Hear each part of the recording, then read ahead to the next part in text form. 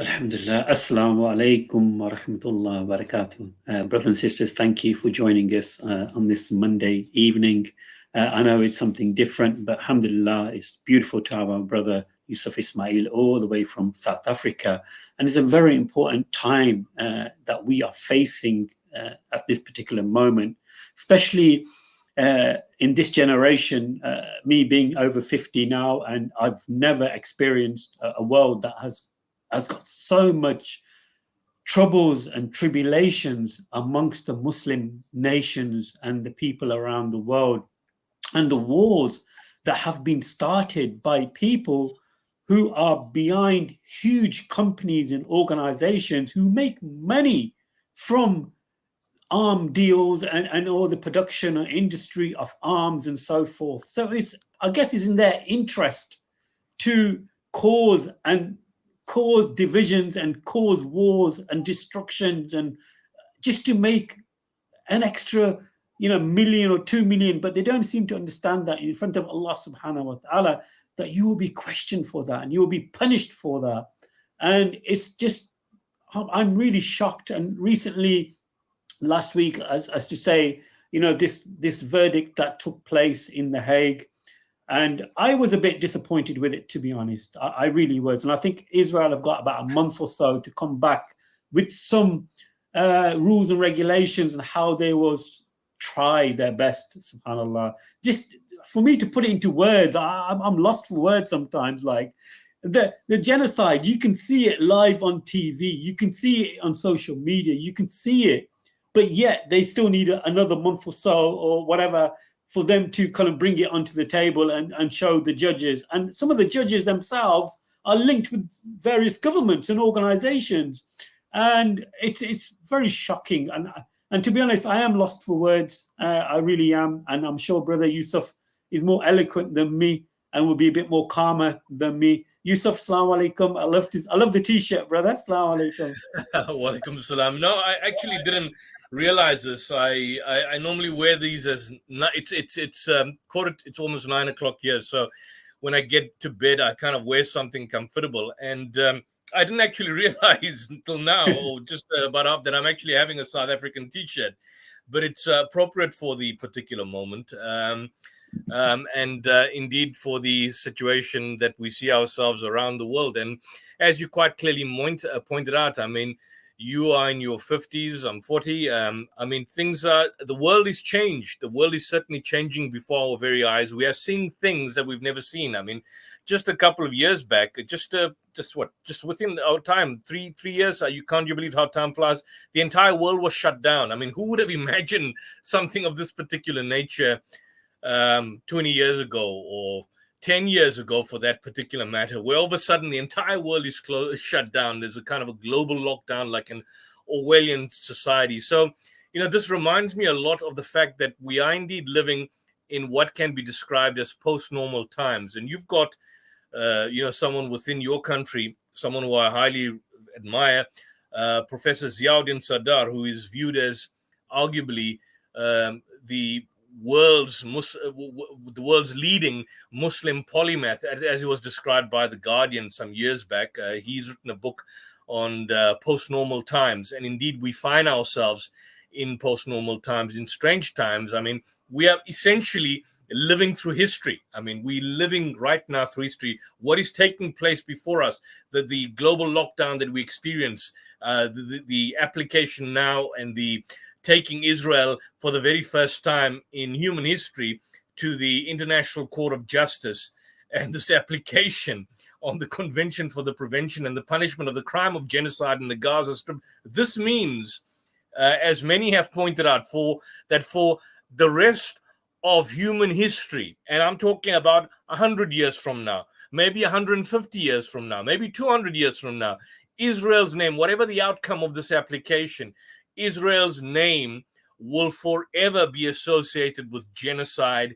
It'll be viewed as a genocidal state.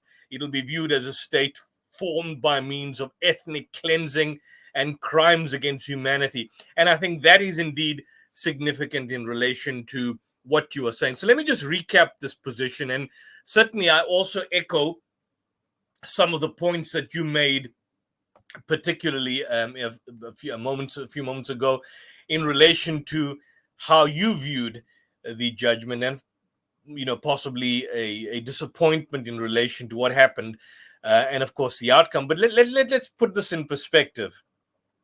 On the 29th of December 2023, last year, those who are not familiar with this, the South African government, my government, which has no, what's a word to use? It's not a runner in the race. It's not a horse in the race. It's not a party to the entire conflict itself. The only similarity between South Africa and Israel, one could make the analogy today, and I say this with boldness and confidence, was that South Africa was once upon a time the pariah of the world. South Africa was once upon a time the polecat of the world. South Africa was an apartheid state.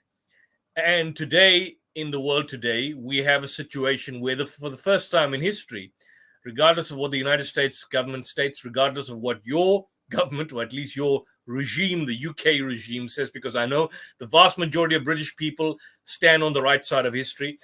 Despite all what many Western governments say, Israel is indeed and has become the polecat of the world. It has become the pariah of the world. It has become the last remaining colonial settler colony in the world. It's the last existing apartheid state in the world. So what happened is that South Africa, which had no role to play in the race, had nothing to do with the matter insofar as a conflict existing between the Palestinians and Israel is concerned.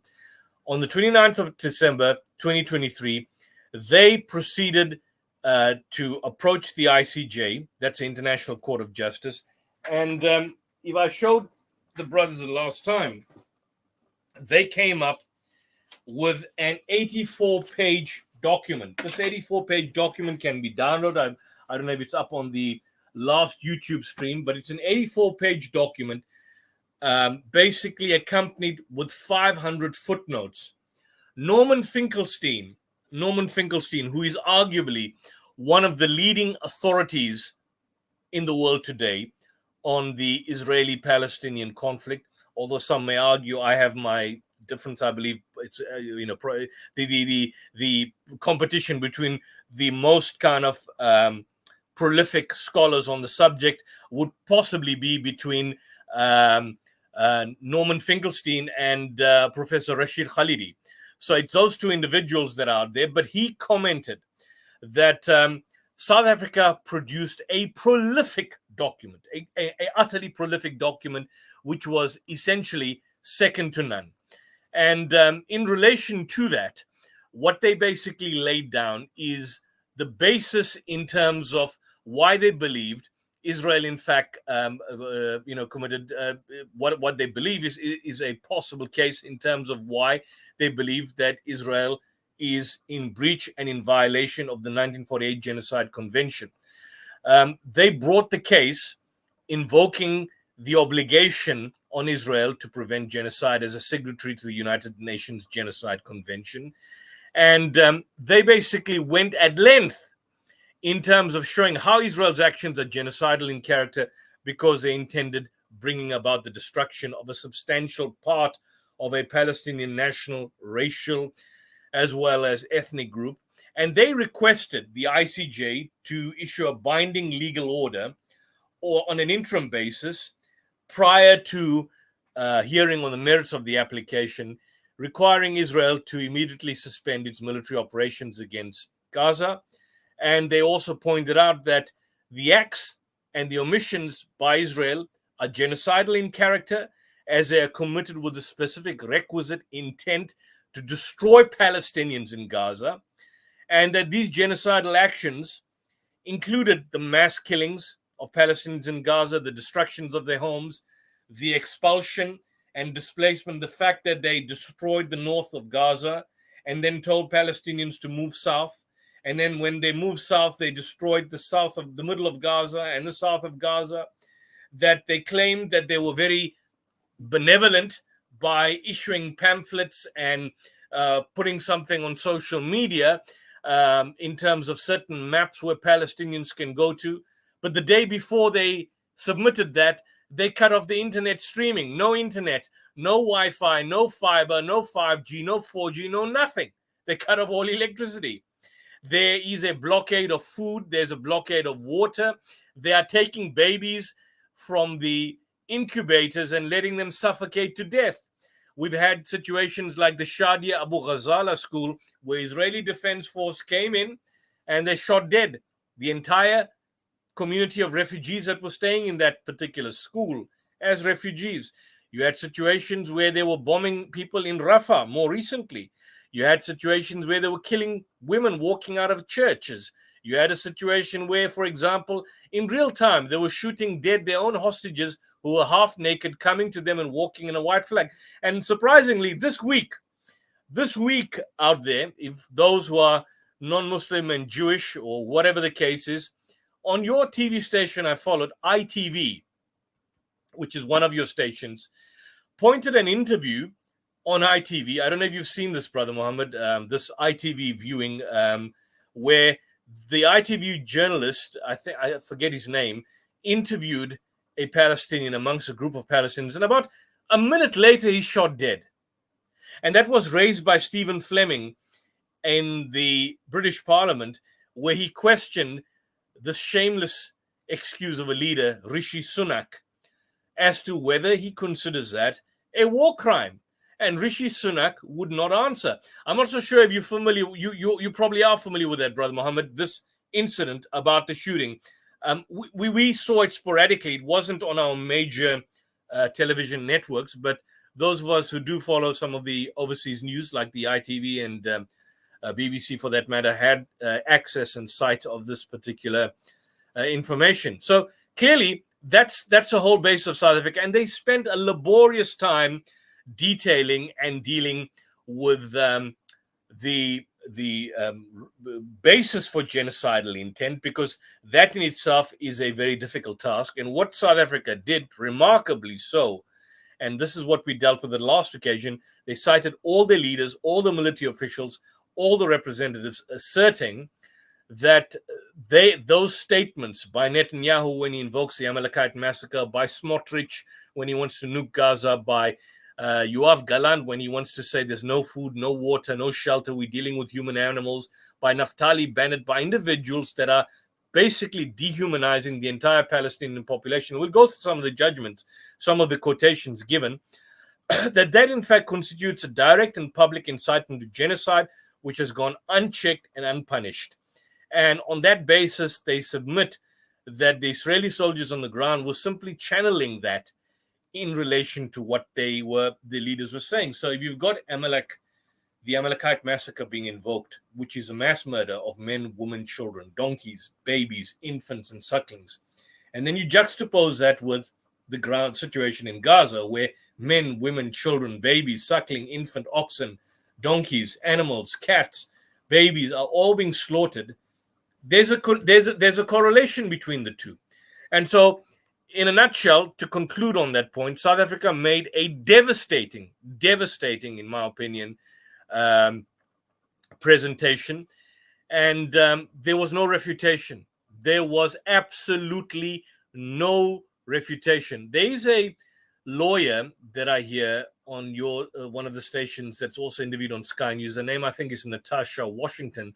That's part of a group called Lawyers who belong to Friends of Israel or something along that line. And I think one of the points is that Israel wants to spin this particular judgment as a victory in their favor. But let's get this clear. And I want to address some of the points Brother Mohammed stated about the disappointment, because I was also disappointed and cynical initially. Israel stated before the hearing that this application will be totally dismissed. There's no basis, there's no merits, there's no substance. John Kirby and Anthony Blinken stated it was fruitless. This is a meritless application, ridiculous. It won't see the light of the day. We realized later that the court did not dismiss the application as they predicted, and the court said, no, there's no grounds for the application to be dismissed.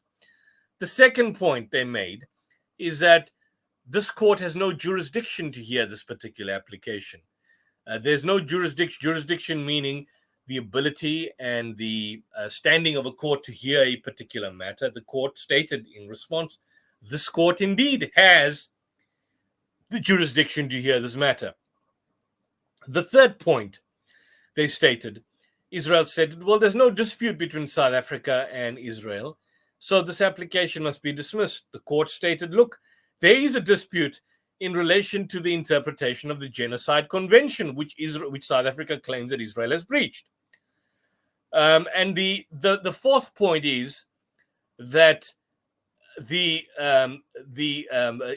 State of Israel stated that there was nothing there that Israel was doing that could fall or be capable of falling within the provisions of the Genocide Convention. The court said, in response to what Israel claimed, that some of the acts and omissions alleged by South Africa to have been committed by Israel appear to be capable of falling within the provisions of the Genocide Convention. The court also expressed grave concern about the fate of hostages held in the Gaza Strip, and they further went on to recognize a catastrophic situation in Gaza at a serious risk of deteriorating further prior to a final verdict.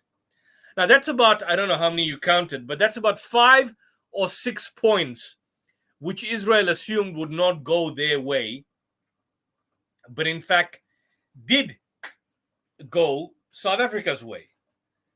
So this now comes to the question whether, what about the aspect of the ceasefire? Well, I must admit, when I first saw and read the judgment, I didn't read the judgment because I was in court myself, and I did a presentation, I think an interview prior to the judgment being delivered, and then I only got to read the actual judgment in its record over the weekend. What we had is a situation in terms which I believed and I viewed it as a Pyrrhic victory, meaning, as some have described it, as a victory without win, because of the fact that one of the primary requests that were made by South Africa is that the South African government specifically requested that Israel engage in a ceasefire. If you look at this document here, if I go to the exact document, number 1, the state of Israel shall immediately suspend its military operations in and against Gaza. Number 2, the state of Israel shall ensure that any military or irregular armies which may have supported, influence, as well as organizations and persons which may be subject to its control, take no steps in furtherance of the military operations referred to in point 1. So the idea of suspending its military operations in and against Gaza was what one of the provisional measures that Israel requested, that South Africa requested. And the court, unfortunately, for some reason, did not deal with that provisional measure. But I see that a number of individuals out there have essentially predicted that the court would not deal with the aspect of the ceasefire because there are 2 aspects. Number 1, as some have stated, that a ceasefire can only exist when there are 2 parties that are engaged in conflict or in war. Then you can call for a ceasefire. If there's a crime of genocide, you can't call for a ceasefire because that would mean cessation of a conflict between 2 parties. In a crime for genocide, there are no 2 parties. There is a crime of genocide that is being committed against people, which involves killing members, causing serious bodily and mental harm, and deliberately inflicting on a group conditions of life calculated to bring about in physical destruction in part or whole, or imposing measures intended to prevent births within a particular group. Now, in a conventional war, that's not what basically takes place. So you ask for a ceasefire. You don't ask for a you don't ask for a ceasefire where genocide takes place. You ask that the genocide not be committed. So some have argued that nevertheless, even though a ceasefire was not called for, this particular would also infer that you can't call for a ceasefire where a genocide is in place. The second point is that had a ceasefire been called, or had there been a cessation of military conflict, that would effectively mean that there's an order. How would the order be implemented? For the order to be implemented, it would have to go now to the UN Security Council, where a decision will be made in relation to the steps taken to either implement or reject this calling of the cessation of hostilities, or alternatively calling for the ceasefire in relation to an existing conflict taking place.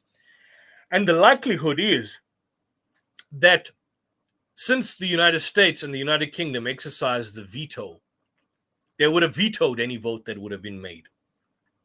So that's a one point. So in relation to the fact that there is no ceasefire, and that the fact that the situation on the ground has not changed very much for the Palestinians, that is lamentable, and that is tragic, and that is unfortunate. And I do not believe that if there was an order calling for a ceasefire, that Israel would have stopped its bombing campaign in any event. It would have continued. However, what you now have a situation is, for the first time, Israel will now have to present a report within a week. And for the first time, Israel is on trial for mass murder, for genocide. This is a trial. You see, what we need to understand, Brother Mohammed, is that a lot of the Israelis out there and the Israeli propagandists are spinning this as a victory. Oh, there's no ceasefire. They're spinning this as a victory. And they use this as a means for propaganda. But what we need to do is counter that propaganda, counter that by suggesting that in reality there is no victory for Israel. Israel now, the court has declared that it's going to go on trial. So if a suspect commits a murder and the court decides it's not going to strike off a possible charge that has been laid against it, but it's going to make sure and ensure that the suspect goes on trial for murder, that can't be seen as a victory. That's basically putting the individual in the fire and stating you now need to stand trial. So essentially what the court is saying, comprising of 17 judges, is that, and of course one dissenting judge, which was a Ugandan judge, is that for the first time Israel will be standing trial for mass murder. Israel has engaged in acts which possibly fulfill the definitions and fall within the provisions of the Genocide Convention. And this now needs to be tested. So it's on trial for genocide. And it is now given an order to desist from committing genocidal acts and committing genocide against the Palestinians and upholding international humanitarian law. Now, Israel may make the claim that, look, it is doing that, but in reality, there is now regardless of how you look at it, there is a noose around the neck. The first prize that Israel wanted was that this application is frivolous, it is baseless. Your propagandist by the name of Alon Levi, he was on Channel 4 with Krishnan, and you know what I think it was Channel 4 or on Krishnan or one of the other stations or LBC. He stated, I cannot. When he's questioned, what would you do if the ICJ grants provisional measures? So his response was, I cannot contemplate of an absurd hypothetical. That's his word. I cannot contemplate of an absurd hypothetical in a world where the ICJ will even consider that and not dismiss this frivolous application. Well, let the entire world know that a nation like South Africa, which has no doubt high levels of inequality, we have our own problems, we are viewed and categorized as third world, that nation has taken Israel and is grabbing Israel by the throat at this juncture. And the ICJ is now telling Israel and all these scumbags and these criminals out there in the Knesset that now you are going to be standing trial for genocide. So let the people out there know, certainly we wanted a ceasefire. If the ceasefire was granted, I doubt Israel would have stopped in an event. What people out there need to know, that this application, the provisional order, if there's one thing that you need to realize, if there's one talking point that people need to realize and spread to the world out there, if they're ever in speaker's corner or confronting these Zionists, tell them that this court, the International Court of Justice, has now stated that Israel has to stand trial for genocide, for mass murder. And genocide is viewed as the crime of crimes. This is a crime of crimes. The greatest crime you can consider is genocide, and Israel and genocide are now next to each other. Just like Nazi Germany, which was a forerunner to the state of Israel, because you look at what happened in Nazi Germany, you look at the creation of Israel in 1948, Nazi Germany and genocide are together. These two names, you think of Nazi Germany, you think of genocide, and the Genocide Convention was as a result of Nazi Germany, a product of that. Now we have in 2021, in the 20th century, it was Nazi Germany and genocide. In the 21st century, it is Israel and genocide. Israel and genocide as a major power. We know we've had other genocides taking place and other Holocausts, but I'm saying in terms of a major Western government, even though it claims the Middle East, it's a Western government. It's a settler colony of imperial power, which has no place whatsoever in the Middle East. That's what it really is. So for the first time, it'll be facing this trial and standing on trial for genocide. So that's a kind of a nutshell that we pertaining to this. And Brother Mohammed, if you want to maybe open the decision by the judge, and maybe we could go through a few provisions in relation to that. Yeah, before I do that, Brother Yusuf, is that a couple of people mentioned regarding the Uganda decision, the female Julia Sebutine, I think her name is. In 2000, in 2022, when the Russia and Ukraine war took place, she voted in favor in all three aspects against Russia, to say Russia is committing crimes, which are leading to genocide, and just going a lot more further than she has on this particular ruling. But I do think some of these governments are paid. I think they're bribed and stuff. And that's apparent to see. So that's very interesting. You asked me to share the screen, but I just want to make a point on that, Judge. I see Norman Finkelstein and Craig Mukhiber made the point, which is quite a radical point to make, is that they stated that they doubt the judge wrote the dissenting judgment herself. They doubt she wrote it herself. And, I don't know if I mentioned it last week. I did mention that Uganda would possibly vote in favor of Israel and against the South African case. But I also added the United States, Russia and China may abstain, France, Germany, Israel, and I think one other country, Germany, United Kingdom, I think. And it appears that on all the points, I was wrong. All those countries voted against Israel. And the Ugandan judge, if you look at the decision at the end, is the only judge that voted against the provisional measures. The only judge that voted against the provisional measures. We'll go through it. Even in certain instances, the Israeli judge, Aaron Barak, that's his name. He's, I think, in his 80s, Aaron Barak. He voted against Israel. For example, in the case where there was an order, we'll come to it, that Israel should punish any incitement or genocidal statements or statements conveying genocidal intent. He voted in favor of it. He stated, yes, it should be punished. She voted against it. Can you believe it? She voted against that.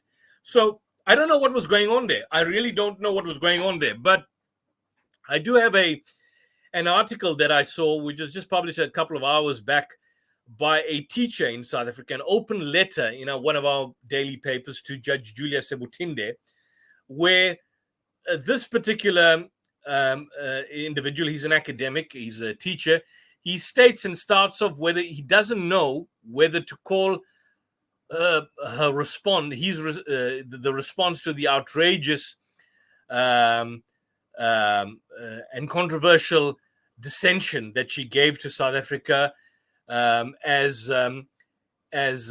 just simply something embellished with legal jargon, or something which is just so totally insane.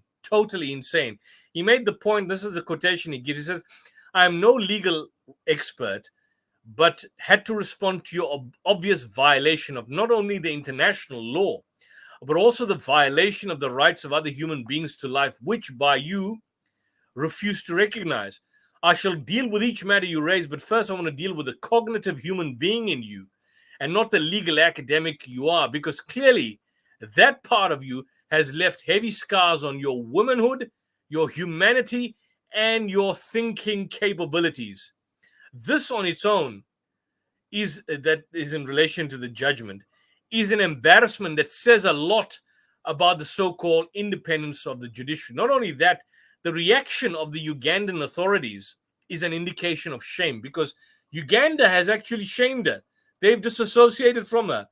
And this is what he says: most of all, your conduct has given the world a window through which to see the kind of a judicial system you come from, which is a rather shocking indictment on where she stands. And I think this may, in fact, destroy a legal career. This will destroy a legal career. This will basically destroy everything. Because if you look at a dissenting judgment, and I read it for the first time this afternoon in preparation for this. I didn't have access to it earlier, but I read the dissenting judgment, and it is clear that she's making facts and statements. And having heard what Finkelstein and Craig Mokaiba stated, that somebody else wrote about this, she goes into some of the cliched discussions of Israel, going into things like the Oslo Accords and the failed Oslo Accords, and how the Palestinian side had basically, in a sense, were contributed to the failure of the agreement between the parties. She goes into the kind of cliched propagandist talking points, which you'd find someone like Mark Regev and Elon Levi and some of these pundits on mainstream media will mention, which goes to show that she doesn't know anything about the situation on the ground. It's doubtful she knows about the history of the state of Israel. It's doubtful she knows anything about Hamas or anything along that line. She goes with the same, you read her judgment, you read a dissenting judgment, she goes with the situation. If I can post it, I can post it in due course, but she goes with the situation of the beheaded babies and the mutilation that was committed on October 7th and the rape that happened, all of which has been debunked now, months later, has been debunked as total rubbish by many major news outlets. But she goes with the same kind of cliche, which raises questions as to whether she was indeed the individual that wrote the particular judgment. And then she spoke about, at the same time, Hamas's intent of annihilation and genocide. Hamas was not on trial. I know Israel can make that claim, and they can come to the ICJ and say all of that, and the whole of the Israeli propagandist team can make that. But she's a judge. As a judge, she clearly knows that Hamas is not a party to the Genocide Convention, and any discussion on Hamas is totally irrelevant from a legal point of view. From a legal point of view, it's totally inconsequential. But beyond that, she basically doesn't know the common law principle of the Audi Altrum Partem rule, which is that an experienced judge should know that the other side has a right to be heard before conclusions could be reached and can be made. And so Hamas hasn't had a stake in this. They haven't made any representations at all, even though the allegations are that South Africa is a legal arm for Hamas, which is absolute rubbish. But on all these points, I may just add one thing. Let me just read this before I can get. There's something which particularly shocked me. Let me just try. This was the dissenting. Yeah, this was the dissenting judgment of Sebutinde. It's here. I think you can, if you go to the UN website, the International Court of Justice, you can download it. But she made a point here, which I want to possibly read before we go into the main judgment. Where are we? Yeah. This is the point which is amazing. You remember 2 weeks ago, we went through in detail all those statements conveying genocidal intent, quoted by various leaders, by Netanyahu, by Smotrich, by Yoav Gallant, and all of that. And I mean, we went through them in detail. We went through them in comprehensive detail, and they were quoted in comprehensive detail by the South Africans when they brought this 84-page application. In her dissenting judgment, this is what she says in response to that. Regarding the statements of Israeli top officials and politicians that South Africa cited as containing genocidal rhetoric, this is her response. A careful examination of those statements, read in their proper and full context, shows that South Africa has either placed the quotations out of context or simply misunderstood the statements of those officials. Can you believe that? So, when Smotrich says we are to nuke Gaza, what is a misunderstanding? When Netanyahu says, remember what Amalek is doing, what Amalek did to you, what are you to now do? What is the misunderstanding? When Herzog, for example, states that there's no difference between civilians and Hamas, they're all the same. They're all the same. In fact, I may add, in the actual judgment itself, the actual 29-page application that was eventually before the court, Judge Donahue, she in fact goes on, and this was before I'm just trying to open the page and see where I came across this, but Judge Donahue went at length, and this is what she said.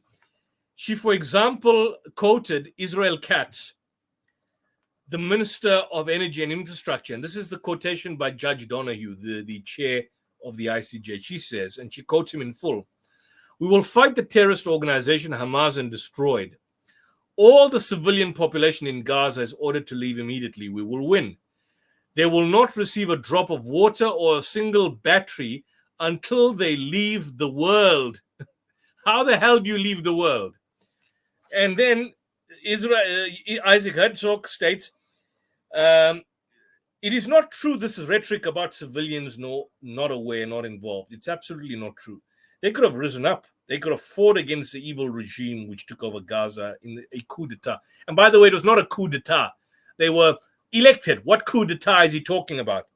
But we are at war. We are at war. We are at war. We are at war.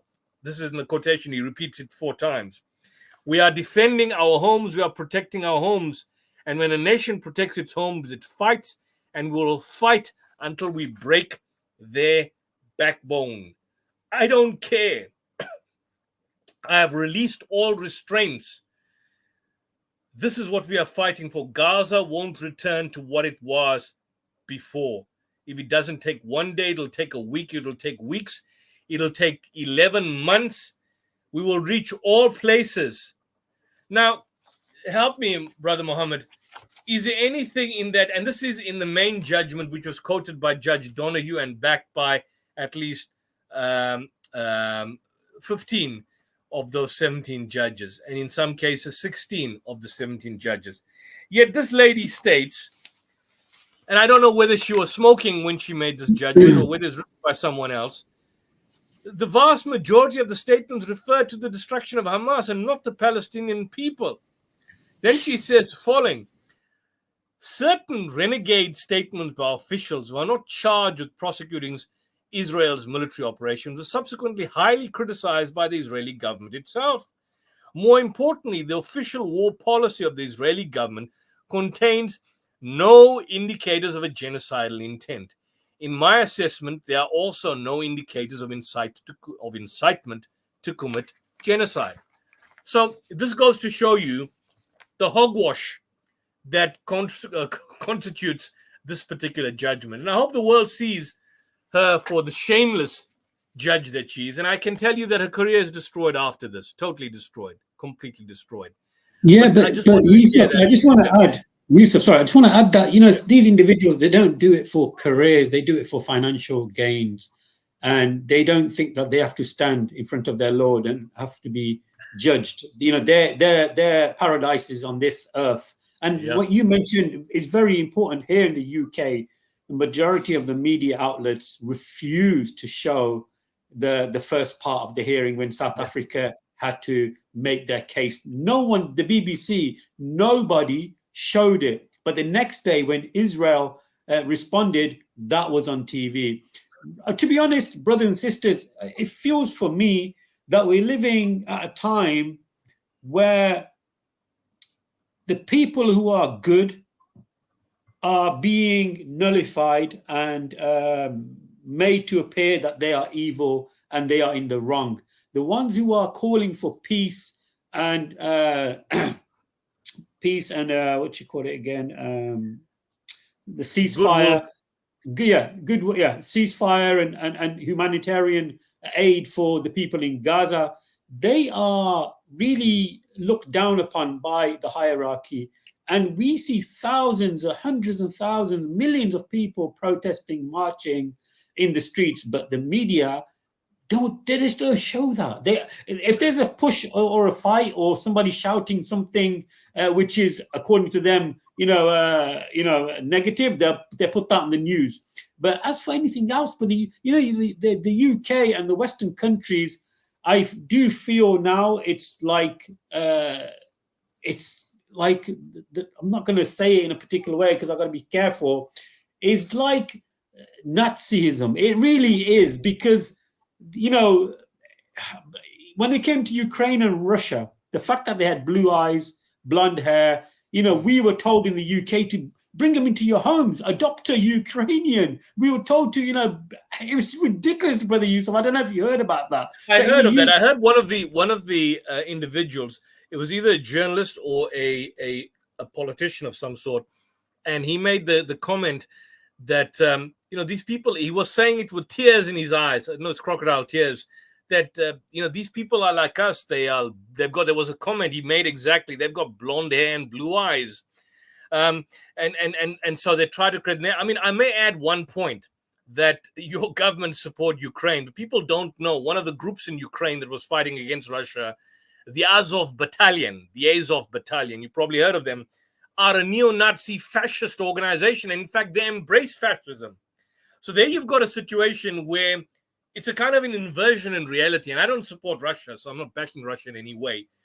But you did have in the Ukrainian context, and from Russia's perspective, they stated that NATO were on their borders. And so Ukraine, which was part of the Soviet Union, once part of them, they wanted to annex Ukraine.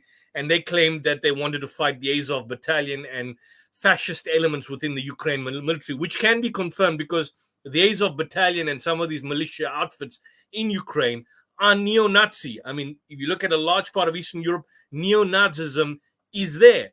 It is there. And yet the European press and the British press not once ever criticized the Ukrainian military as well as these Ukrainian militia outfits like the Azov Battalion as being neo-Nazi, even though they've openly proclaimed it. And in many instances, you can see where they are standing with the swastika in real time. And yet Hamas, on the other hand, which has got absolutely no link, no nexus, no correlation, no ideological connection with Nazism or fascism or neo-Nazism, that now is being associated with the Nazis. When in reality, the people in the Israeli Knesset, like Smotrich, like some of these other extremist leaders who openly proclaim that they are fascists, nothing is mentioned about them. So this is an inversion of reality. And I'm not surprised that the United Kingdom blocked out the South African application and the presentation, because our case was so inherently devastating that everything that was presented could not be refuted, was not refuted in the end by Israel.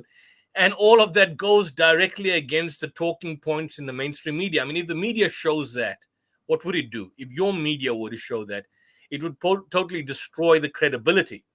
I mean, I believe, and I'm told, a lot of you last year or the year before last never got to see the opening ceremony of the World Cup, right? In That's Qatar. Correct, yeah. We saw it, and there's a lot that I can say about Middle Eastern countries, but there were lots of aspects of that ceremony, where you had, for example, Denzel Washington and a little boy reciting Surah Hujurat, which is Ya Ayyuhan Nas Inna Khalaqna. He recited that basically at the stadium whilst communicating with, I think, Morgan Freeman, and then the translation. All that goes against the general cliched stereotypes that they wish to impose on Muslims in general. Forget Muslim governments, we know that they are corrupt, but on Muslims in general. So whenever there's something that is positive, whenever there's something that essentially will pull the rug under their feet, they will go out of bounds to block that out. And so I'm not surprised that they blocked out. And I think it's just a few stations. I believe Al Jazeera showed it, Rush RT showed it, and Press TV. None of the other major channels showed it. I've got another question for you, Yusuf, slightly going away from that. What about this United Nations funding that the Western countries refuse to fund some of the humanitarian aid for Gaza? Do you think that's like a bit of a payback, or the damage they're trying to they've realized that we supported Israel and we said all these things to back Israel? UNRWA. UNRWA. That's the that's the you know what? Let me just explain what the situation, and maybe I'll read that in relation to the document itself. One of the document in the judgment itself. Maybe we can. You want to open the judgment because it's in relation to that aspect of UNRWA. If we can open the judgment itself, open the judgment. Do you have the judgment before you, brother? What pages? Yeah, go to page 25. If you go to page 25, go to page 25 of the judgment. If you can open the judgment and go to page 25, and that's why that deals directly with the aspect of UNRWA. Page 25. I'm just okay. If you can open that, and I'll show you something. In terms of. It's the one that you sent me on WhatsApp, isn't it? I'm just trying to. Yeah, it's basically, you had it on your screen. That's the one I showed you. That's the genocide application. UNRWA is a United Nations relief and works agency for Palestinian refugees in the Near East. I don't know if I've got the right one. I'll tell you now if you've got it. That's it. Now go to page 25. Right to page 25. Now go to page 25. Now that's the can you see? Let's start there. Let's go there. 15. I want you to go to paragraph 4. Paragraph 4. Paragraph 4. Go down. So you just go down. Paragraph 4. What does it say in paragraph 4? By 16 votes to 1. So you can see, I'm looking at the screen with us there. So by 16 votes to 1, the state of Israel shall take that to measure to punish the direct and public incitement of genocide. Then go to paragraph 4 after that. Paragraph 4, very important. 16 votes to 1. Look what it says. 16 votes to 1, meaning Judge Seputinde was against this, the Ugandan judge. The state of Israel shall take immediate and effective measures to enable the provision of urgently needed basic services and humanitarian assistance to address the adverse conditions of life faced by Palestinians in the Gaza Strip. Now, who provides that? Who actually provides that? It's provided by UNRWA, the United Nations Relief and Works Agency for Palestinian Refugees in the Near East, is critical in that particular provision. And so it was established as a subsidiary organ by the General Assembly immediately in 1949 and became operational in 1950. It's one of the largest United Nations programs in the world itself. I mean, it's basically dealing with relief agency in different parts of the world. So what it does in relation to the development of Palestinian refugees, it was specifically encompassing in dealing with the displaced Palestinian refugees after the 1948 war. It was established to provide relief to all refugees resulting from the 1948 conflict. It employs about 30,000 people. And that provision in that judgment you just read there, that particular provision in that ruling, paragraph 4, deals directly with UNRWA. UNRWA is the United Nations Relief and Works Agency for Palestine refugees in the Near East. So that order was made on when? Friday. Friday afternoon. Then on Sunday morning, for the first time, I saw an interview on ITV. Mark Regev comes and he says, we've had discussions, we've discovered, it's been discovered shockingly, that UNRWA was somehow or the other involved and dealing with terrorist activities and was involved in the massacre of October 7th. So can you see what's happening here? It's actually an allegation. Exactly what's happening. It's an allegation. It wasn't actually stated on facts, but it's an allegation. Absolutely. The point I'm saying, Brother Mohammed, is that you've got a judgment which has made an order that they have to now get involved in the Gaza Strip, and Israel has to allow them to enter the Gaza Strip and continue doing what they are doing without any form of interference, without any form of without putting them in any form of harm's way, without attacking them, allowing them to feed the Palestinians, to assist the refugees in this trying conflict. And then this weekend, for the first time, after this judgment was passed, conveniently, Israel now makes the claim that UNRWA was involved in the massacre of October 7th. I mean, you couldn't make this up. This is what we call the Israeli hasbara, the Israeli lies, the Israeli propaganda in real time. So this kind of people need to know that so that would mean that effectively Israel is saying that particular ruling, which has just been passed by the ICJ, they can't fulfill that. Oh, they won't fulfill that. They won't give aid to the Palestinians. But there's a judgment here which says you need to give aid to the Palestinians. No, we don't. No, we can't, because we've now discovered that they were involved in the massacre on October 7th, and they were working with Hamas. Can you believe this? They were working with Hamas. I mean, it's not even an allegation. An allegation means something that needs to be tested and proven. This is an outright lie. This is a fabrication. This is a fiction that is being made up in real time. It's not an allegation. An allegation gives this some degree of respectability, that, look, there may be some sort of truth to this particular averment. But this is an outright, I have no hesitation in labeling this an outright lie.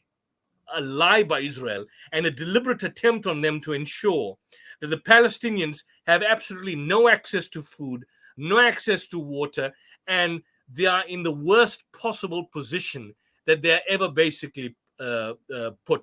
I mean, the entire history of UNRWA was in relation to the Palestinians. It was there pertaining to the Palestinian refugees, the whole notion of developing of who a refugee is and who it's allowed to provide humanitarian assistance. That was developed by UNRWA. It's a subsidiary of the United Nations General Assembly. It's a subsidiary to the pursuant to Article 7 of the UN Charter. It's very much it's actually one of two UN agencies that in the world today that reports directly to the UN General Assembly. I mean, there are other UN agencies out there that don't report to the UN General Assembly. And so the mandate is also shaped by requests from other UN organs, from the Secretary General, and the General Assembly then passes a series of resolutions that annually address UNRWA's responsibilities, its functions, its budget, all of that, the agency's mandate. And now Israel is saying, well, look, we can't fulfill this request made by you because of the fact that we've now discovered that they were involved in October 7th.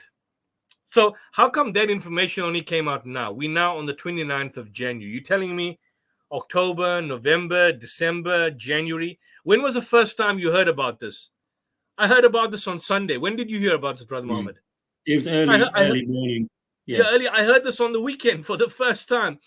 I was not, I was not shocked at what I heard, but I was shocked at the audacity and the low pits, or the low levels, or the abyss that Israel would actually succumb to in ensuring that UNRWA does not fulfill its mandate, and that particular provision, this provision here, in terms of item 4, basically is not fulfilled.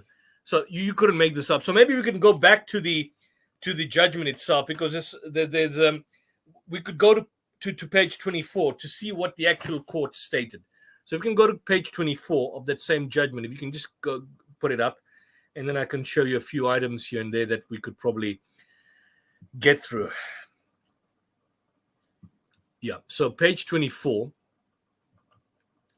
Yeah, page 24, and then you go to the bottom of page 24. So, yeah, page 24, bottom. Yeah, for these reasons, it starts from there. So by 15 votes to 2, the state of Israel shall, in accordance, that's 15 votes to 2, the two judges again, Judge Sabutinde and Judge Aaron Barak, that voted against this particular order, shall, in accordance with its obligations under the Convention on the Prevention of Genocide, take all measures within its power to prevent the commission of all acts within the scope of Article 2 of this convention. In particular, so this is an order, means it's now, I mean, although it was binding, but now it's spelled out in relation to this. If you go to the next page, page 25, the very next page, if you go further down, brother.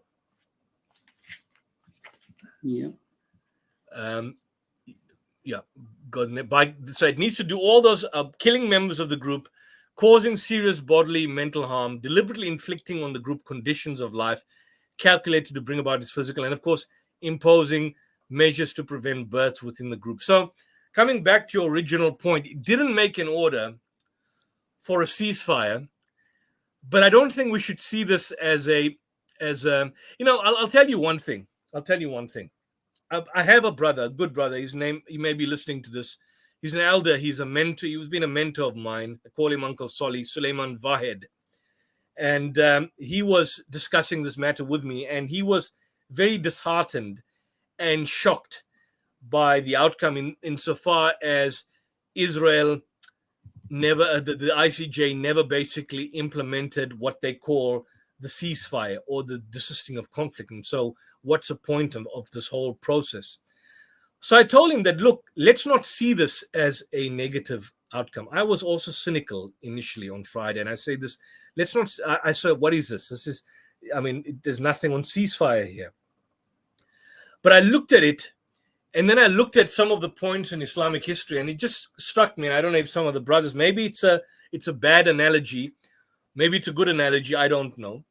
But I told him, it's just something that struck me, is that why don't we see this as our Hudaybiyah? Why don't we see this as our Hudaybiyah? The Treaty of Hudaybiyah, is described in the Quran.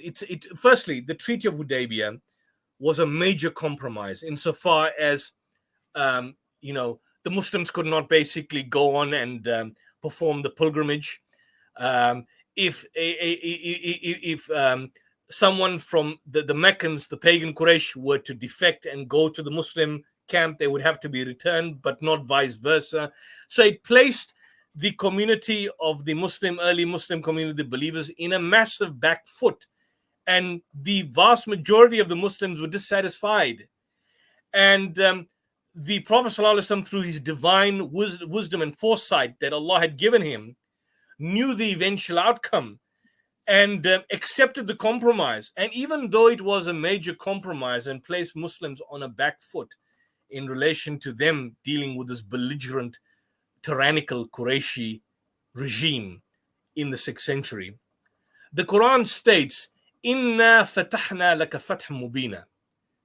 Verily, we have granted you a manifest victory. And many people assume that this manifest victory, you ask them, even you ask some alims locally in South Africa, you ask them, what is this manifest victory? They'll say it's the conquest of Mecca.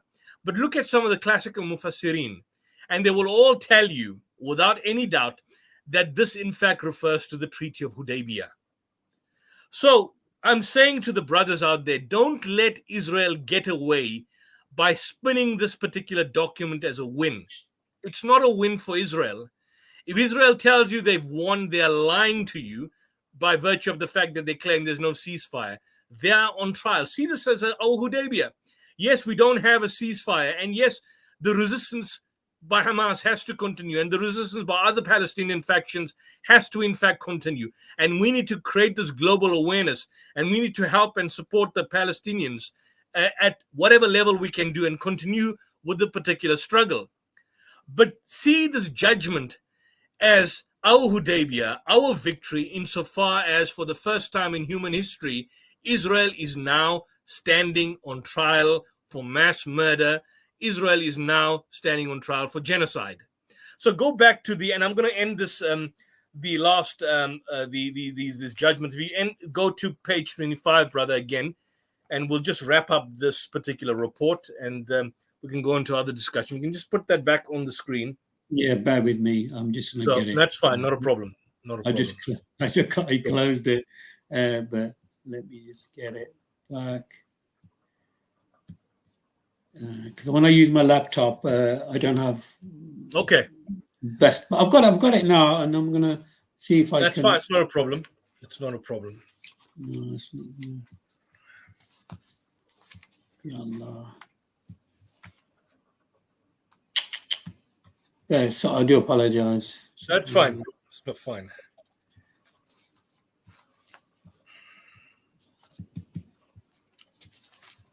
For some reason I can't get it back up now. But there's quite a few questions. If you can't get it back up, it's fine. I can just go through some of the material that I have before me. Yeah, if we can't get it up, that's fine. Unless I share my screen. Do you want me to share my screen? Yeah, maybe it'll work. I go to settings. Where are we?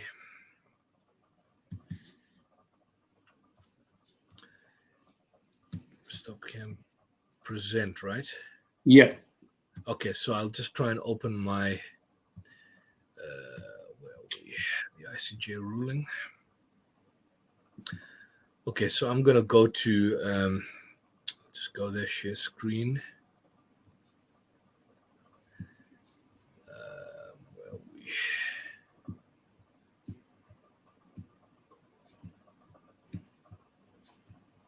Do you have it there now? Yeah, I got it. Alhamdulillah. Is it on? Right. So if we go to, for example, it was page 25. So that's page 24. We saw page 25. Yeah. So that's it. They're killing. So then of course you go to paragraph 2 again. 15 votes to 2. The state of Israel shall ensure its in effect that its military does not commit any acts as described in point 1. So essentially, one could argue it's not a ceasefire per se, but it's telling you are to stop killing civilians. You are to stop killing civilians. 16 votes to 1. State of Israel shall take all measures to prevent and punish the public incitement to commit genocide. Now here, which is standard, every single judge, including the Israeli judge, can you see a judge, Aharon Barak? He even basically, he stated that he agrees with that he basically agrees with this whole notion that Israel needs to stop basically committing any form of incitement to genocide. This is what he says. And as you can clearly see, who's the dissenting judge there? The dissenting judge is, what's her name? The Judge Sabutinde. So Judge Sabutinde is the dissenting judge. Again, here it doesn't make sense. The next thing, 16 votes to 1. The state of Israel shall take immediate and effective measures to enable the provisions of urgently needed humanitarian aids. Even the Israeli judge here agrees with that. Who's the dissenting judge? Sebutinde. Can you see the problem we've got there? And then, again, like I said, this deals directly with UNRWA. This is the reason why I believe, because of the fact that now it means that aid, once you get humanitarian assistance in, once you get aid workers in, more and more people will be coming and will be seeing the actual position on the ground. Because right now there's no, you can get reporters, independent reporters going in with UNRWA. And that's not what Israel wants. So this is their fear. So therefore they are now tarnishing the United Nations Relief Workers Agency and saying that they were involved. I mean, how on earth were they involved? And how did they get to know? I mean, because Israel stated that they burned 200 Hamas fighters. How did they discover amongst the burned bodies that, look, these burned bodies were Hamas, these burned bodies were belonging to UNRWA? How the hell did they know? They never kidnapped anyone. They never caught anyone to say, look, you are now part working for this United Nations Relief Fund. They caught up with the Hamas individuals, 1 or 2 Hamas fighters they had. How on earth did they find this out conveniently? And then, of course, you go on, 15 votes to 2. The State of Israel shall prevent the destruction, preservation of evidence. This is quite important, meaning anything, and how to implement it again. If they don't, they will have to basically bear the burden in the ICJ. Again, 15 votes to 2. Number 6, 15 votes to 2. State of Israel shall support a report on all measures taken to give effect to it within 1 month. I think South Africa stated 1 week. Israel, the ICJ stated 1 month, which is, again, a compromise, not what we wanted, but still they have to submit a report. Again, the judges that are against this are Sebutinde and Aaron Barak. Now, you can see in all this, we've got a majority. All this is a majority. So how we should not allow, my view is that there's 2 wars we are fighting with. One is a war on the ground, and the other is the ideological war. My advice to some of the brothers, and even some of them here that expressed this point, is that let's not allow Israel to spin this as a propaganda war. Let's not allow Israel to spin this as a victory for itself. And be that as it may, whilst the provisional orders were not granted to the fullest, in this judgment itself, if you read this 29-page judgment, every single thing, every single point that South Africa has made in its application, not a single argument, and hear this out, this is how significant it is, not a single argument of Israel found itself or way into this judgment. Not one. Not one.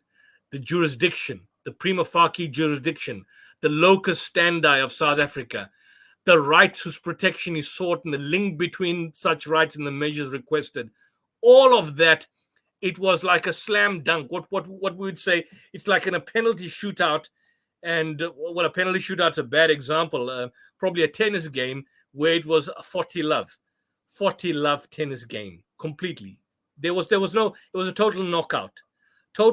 So like I said earlier on, some have seen this as a victory without a win, but this particular judgment is devastating and should be used ideologically as a stick to beat Israel with. They've mentioned this.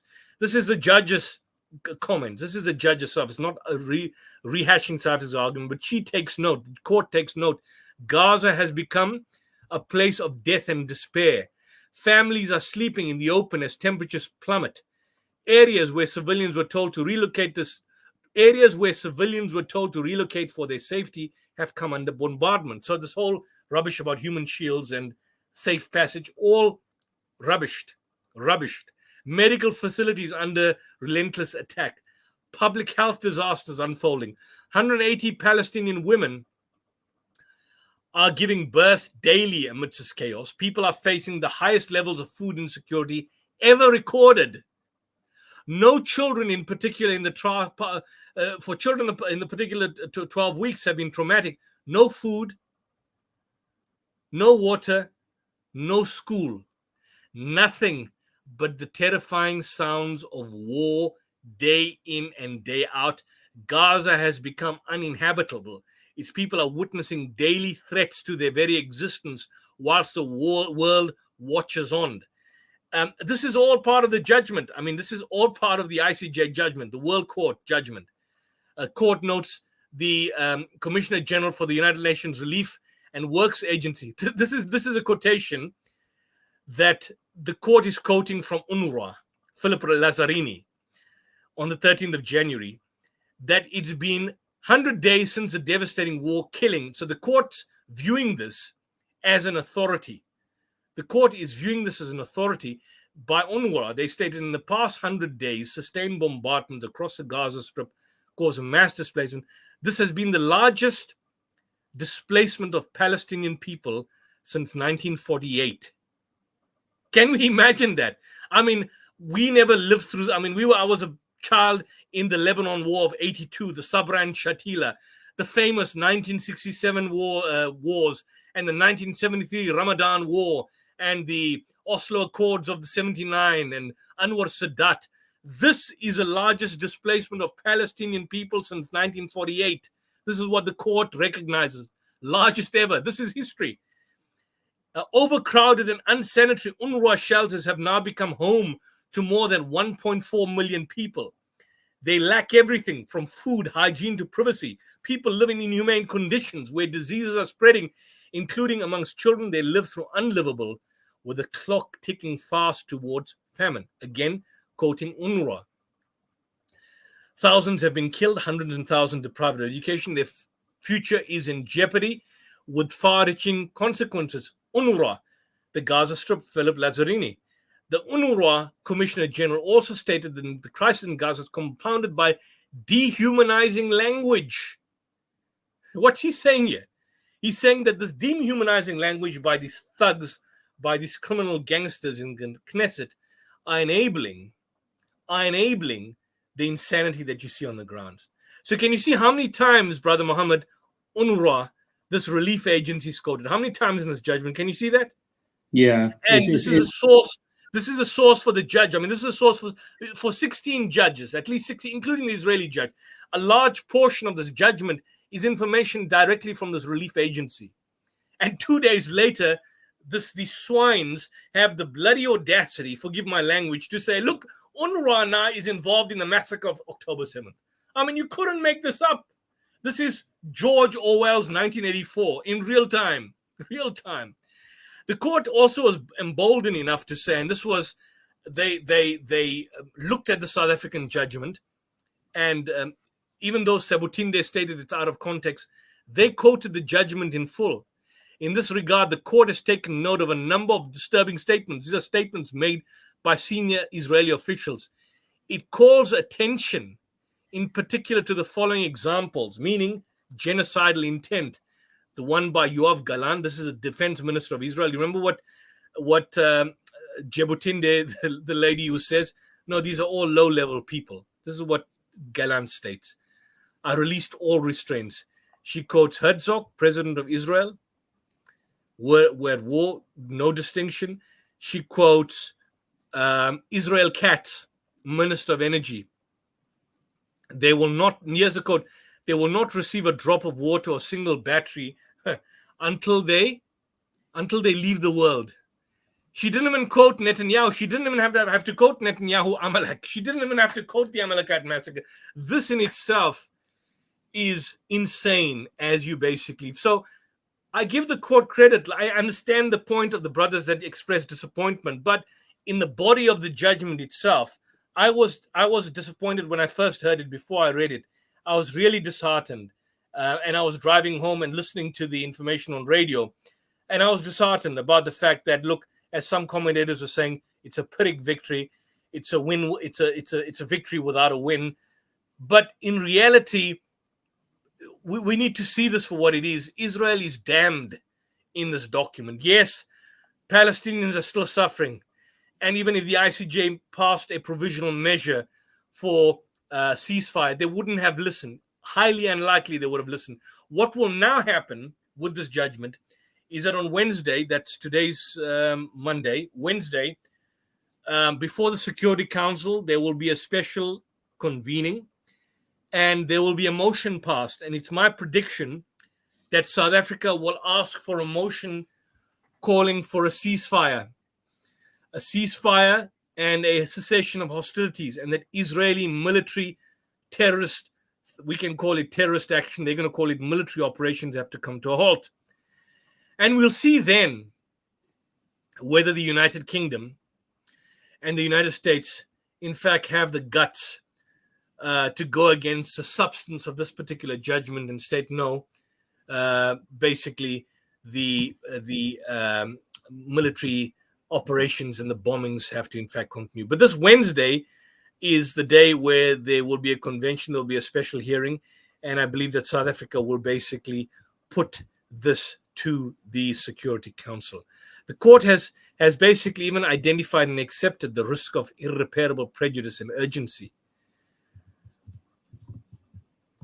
In the sense, the condition of urgency is met when the acts of susceptible causing it can occur at any moment before the court makes a final before the final decision. The court is not called upon for the purpose of its decision on the request for the indication to establish the existence of the breaches of the obligation, but to determine whether the circumstances require the indication of provisional measures for the protection of the right of that instrument. As already noted, the court cannot make at this stage definitive findings of fact, meaning findings of genocide right now, but they believe that there is an argument to be made in relation to that. Israel denies existence of a real and imminent and irreparable prejudice. The court rubbished that particular argument. The court stated that genocide is a denial of the right and existence of human beings.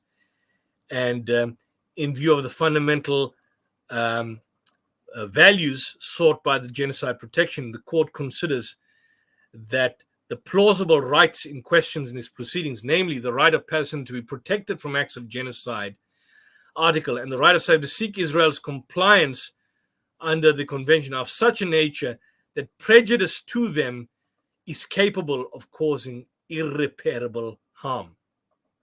Irreparable harm. The healthcare is collapsing, no way safe in Gaza, amid constant bombardment by the IDF, and without a shelter, I expect public order to completely break down soon due to the desperate conditions, rendering even limited humanitarian assistance impossible. That's a quotation where the judge quotes the Secretary General of the United Nations. And the court considers that the civilian population remain extremely vulnerable, tens of thousands of deaths. The court notes that the operation is ongoing, and the Prime Minister of Israel stated that war will take many more months. At present, many people in Gaza have no access to basic food. So, and then the court also accepts the figures of 27,500. It accepts that figures. So this idea that's now going to be spun out there, as many people still do, these are Hamas figures. No, it's by the Gaza Ministry of Health, which of course was a body on its own, backed by Medicine Sans Frontier, backed by UN agencies, and the court has accepted the actual figure, well, at least at that stage, when the judgment was passed, as actually amounting to 27,000 or 25,700. So this is a situation in a nutshell in relation to all the facts that that the court has imposed upon Israel. So it's not conclusive in terms of saying, look, spelling out Israel, stop your military operation. And I think one other argument is that Israel would make the claim that if that happens, then there's no actual order against Hamas. Let's assume Hamas hypothetically continues its strikes or military operations. So Israel's going to say, well, you've stated something against Israel. What have you said against Hamas? But Hamas is not a party to the convention. So I don't want to give the court the benefit of the doubt, and I'm disappointed that the court never made a provision of a ceasefire, and I believe that there were grounds that there could have been a provision leading to that. Nonetheless, Ali Abu Nima and others like from the Electronic Intifada have argued that in a case of genocide, you don't need a ceasefire. You need to stop the genocide, because ceasefire only makes sense in a war. And the reality of the situation, you've got a genocide, and the court is telling Israel, stop committing genocide. Take measures within your power to prevent the commission of all these acts. So whilst these were provisions that were existent in the Genocide Convention, and in the past, all parties are signatory to the Genocide Convention and are requested to uphold these particular laws and uphold international humanitarian law, now we've got an order by a court to say Israel specifically, not South Africa, not Thailand, not Saudi Arabia, not Morocco, not the UK, Israel, you are now to stop killing members of groups. You are now to stop engaging in what could possibly constitute genocide. You are to stop doing this. So we should not let the Israeli side, as I stated, spin this as a win. And I think we should use this particular judgment at least from an ideological point of view, as a stick to beat Israel with and tell them, look, shame on you that after 1948, after all these years of existence in the 21st century, you are the major power in the world that will for the first time be facing the crime of genocide. You are now on trial for genocide. That's what this order basically says in a nutshell. Yes, Palestinians are suffering, and yes, we need to do something about it. And no, this court never made an order of ceasefire, but the court did state trial is now going to begin. And this order, this application is no longer dismissed as you believed it was going to be dismissed. You are going to face trial. You can't run away with it. And you are basically going to stand trial for a number of years, and your reputation will be tainted forever.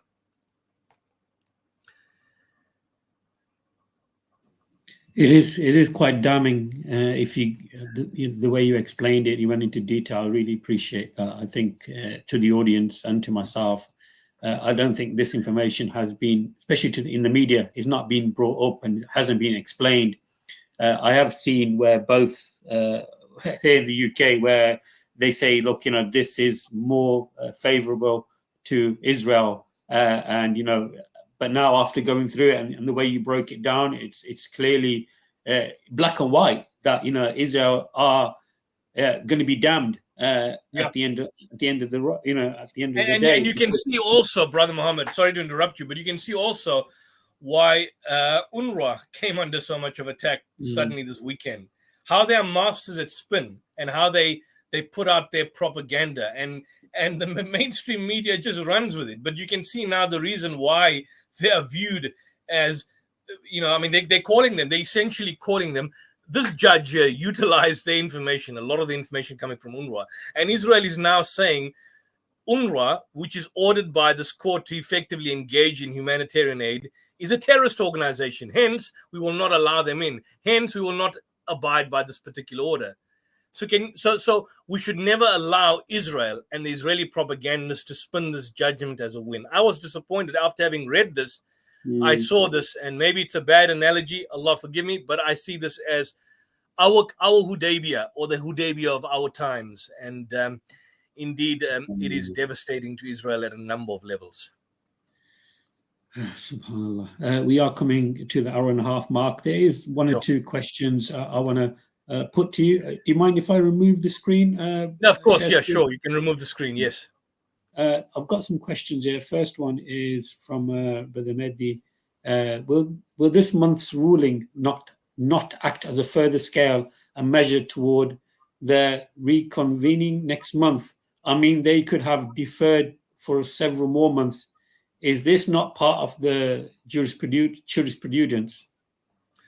Yeah, look, I don't actually understand will this month's ruling not act as further scale and measure towards? Yeah, look, in relation to what the report basically states, what the judgment basically states is that they shall submit a report to the court to take effect, or on all the measures taken to give effect to this order. Meaning, for example, if you look at this order, what are the steps that Israel has taken to ensure that there are no commissions of genocide? What are the steps that they've taken to, for example, in paragraph 3, which stated that it has to punish the direct and public incitement to commit genocide in relation to members of the Palestinian group? This is directly in reference to the members of the Knesset. So Israel will have to report what steps it's taken in relation to that, because those statements were made by high-level Israeli officials. What are the steps that it's taken? What are the steps that it's taken to, for example, ensure that destruction and preservation of evidence has basically occurred? What steps will it basically ensure or take that the military does not engage in whole-scale destruction of hospitals and schooling? So it's done so much of damage already. Now the court is going to say, well, you give us a report. What have you done to ensure that that is not going to take place and that is not happening? And what have you done to mitigate that? And what have you done essentially that to charge and take the necessary action against those that have basically incited and created this incitement by the genocidal statement? So they gave a month. South Africa asked in its particular original application that, and these are orders, the orders that are made are amended orders of what South Africa requested, because South Africa asked that the State of Israel shall submit a report to the court on all measures taken to give effect to this order within 1 week, as from the date of this order, and thereafter at such regular intervals as the court shall order, until a final decision on this case is rendered by the court. Meaning every week, until the matter is finalized, you are to give this report. A typical example would be, like, for example, someone that's released on bail in a criminal matter that is charged, and every week, we've got provisions where once you're released on bail, you sometimes report to police stations on a weekly basis in terms of your whereabouts, confirming you're not a flight risk, confirming you're not a danger to the state witnesses, and so on. So South Africa was asking that this be done every week. The court, for some reason, maybe felt that this was unreasonable and held that it be done every month. Nevertheless, I think for what it's worth, a month is still, it's good enough. So I believe, the matter was heard on Friday. So within a month on Friday, Israel has to do a report. Now, there is a chance and there's a likelihood that Israel may not produce a report. And then, of course, we'll have to cross the bridge there, because the more and more that Israel does not comply with these particular orders, the more that Israel does not comply with these particular orders, the more that it's going to basically find itself being a complete international pariah. So it's going to basically say that this is the situation. And there was an assessment on this done by someone where somebody says the likelihood of Israel not basically fulfilling. Well, what can then happen is that states can then bring this up to the United Nations General Assembly. And then at the General Assembly, a resolution could be made. Alternatively, this could be taken to the Security Council. What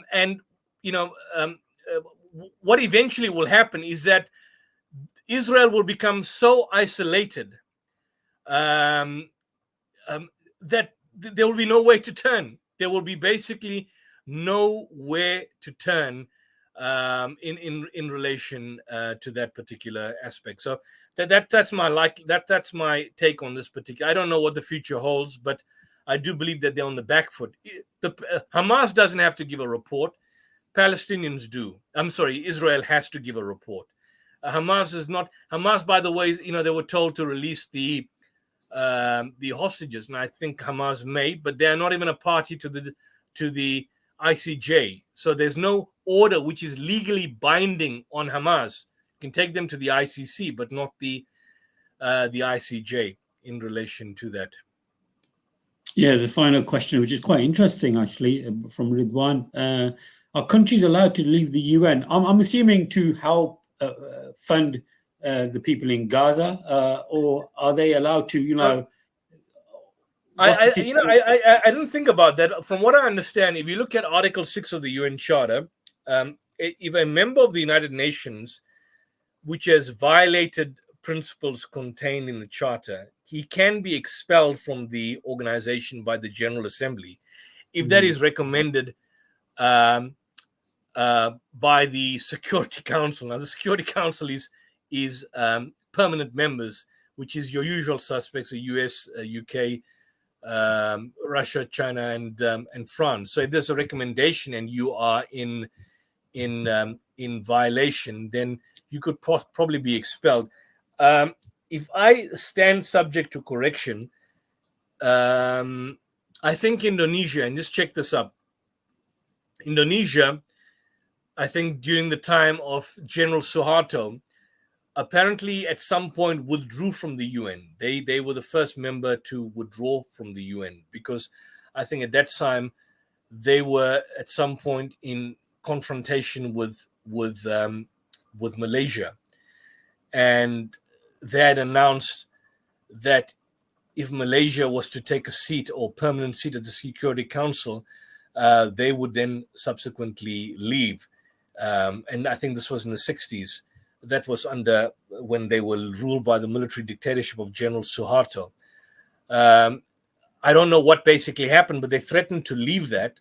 Eventually, Malaysia never became part of the Security Council. There were no objections raised, and then eventually Indonesia removed its place. Basically, not on it got its place back. It resumed its position within the General Assembly. So basically, I think that there is some grounds for withdrawing from the United Nations, but I mean, on what basis? Meaning, the whole idea is of the UN Charter is that there needs to be some degree of the principle of sovereign equality of all member states of the UN, of the United Nations. So if you are basically withdrawing, you are saying that you are not on that ground. You're either superior to them, you're lower than them, you don't accept their treaties. Theoretically, it can be done. And theoretically, I think it can happen if a country basically violates certain particular provisions of the UN Charter.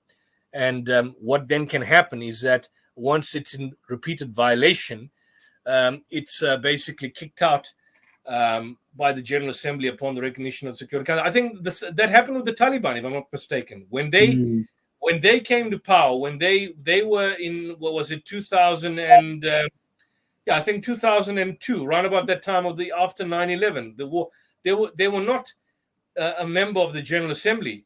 I think they were not part of that. They were viewed as originally Afghanistan was, but I mean under the Taliban, I don't believe they were members of the General Assembly. I just need to find out. I don't know what the present position is. I just need to look that up in relation to that. But I believe at that stage they were not members of the General Assembly, and in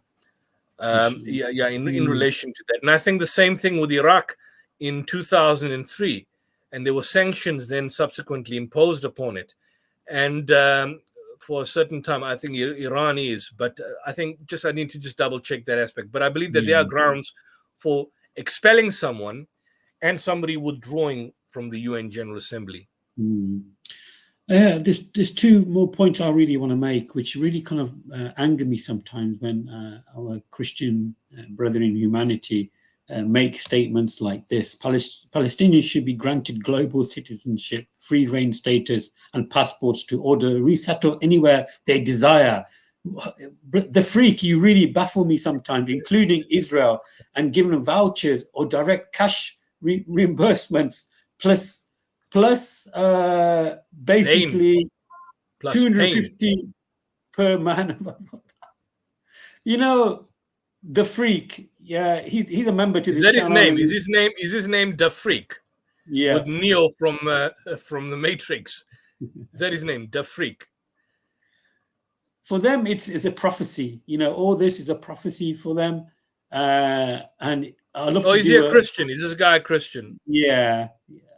It's strange that Ilan Pape made the point that some of the strongest supporters of Israel are Christian Zionists, but these same Christians don't realize that within the state of Israel, Christians are treated like animals. I mean, you've got Orthodox rabbis spitting on American missionaries. You see that. You've seen that in plain sight. You see the way they are treated. I mean, some of these videos in the West Bank, not only in Gaza, but forget in Gaza and the West Bank, I'm talking about in Israel proper. If you look at Hebron, if you look at Jerusalem, if you look at occupied East Jerusalem, if you look at Haifa, all these major cities, if you look at Tel Aviv, you have numerous images and pictures. Look at Jerusalem, where they are spat on, they are abused, they are insulted. It's like a lot of these Christian Zionists are suckers for punishment. What they call this, they're like sadomasochists, this sadistic behavior, where you are just a sucker for punishment and you lap it up, despite how they abuse you, despite the fact that they describe your God as illegitimate, that Mary in the Talmudic literature was raped by a Roman soldier, and therefore they nickname him, they call him Ben Pandera, the son of Pandera. That's Jesus being raped by a Roman soldier. Mary was raped allegedly by a Roman soldier. That's the allegation. Although there's no historical, even within the historical Jewish literature, there's nothing that justifies that. But in their religious literature, the Talmudic material, this is how they are described. So it's amazing that Islam and Muslims, which honor Jesus, which place him in such a high rank, I mean, you view us as perpetual enemies. And it's amazing, even amongst a lot of Christian pastors and friends in South Africa, Indians, amongst certain blacks, despite the fact that there is a synchronicity and a correlation, the fact that, we recognize Christ as one of our own, as a mighty messenger of God, it's as if there's this kind of systematic indoctrination or brainwashing to the extent that Israel is right at all costs. I mean, I've got a group, maybe I'll add you one day, called the Open Debate Forum, which has a number of individuals on it. And I've got a Christian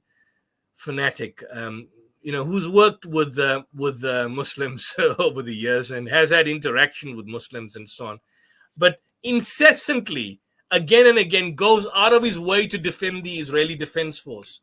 I mean, you see some of these pictures, and I think it's also a kind of a supremacist mentality, because in South Africa, for example, yeah, it is.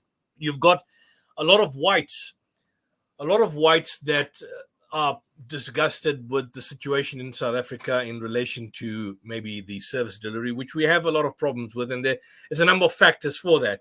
Like us, we experience load shedding. I don't know if you know, load shedding is where for intermittent periods for the day we have no lights because our grid is under so much of strain over the years, and we haven't basically fixed it up since apartheid. That's how we are sustaining pressure here.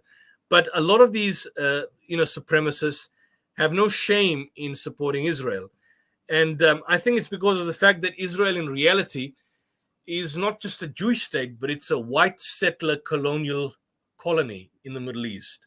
It's you couldn't make this up, that you've got an Australian, you've got a European, you've got a Russian, you've got a French, you've got an American, you've got someone that may be coming from Ethiopia, living in Israel as Israelis, and they all claim to be Middle Eastern Semites.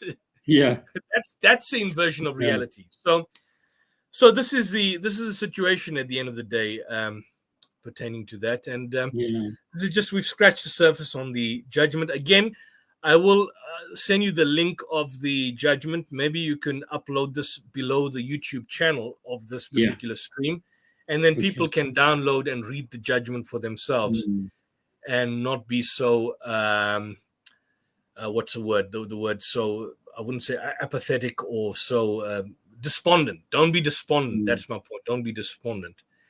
Because Israel has, if Hamas gave, as one of your doctors in the UK that's now been suspended, I saw him on one of your shows, Abdul Wahid, he says Hamas gave Israel a punch on the nose on October 7th.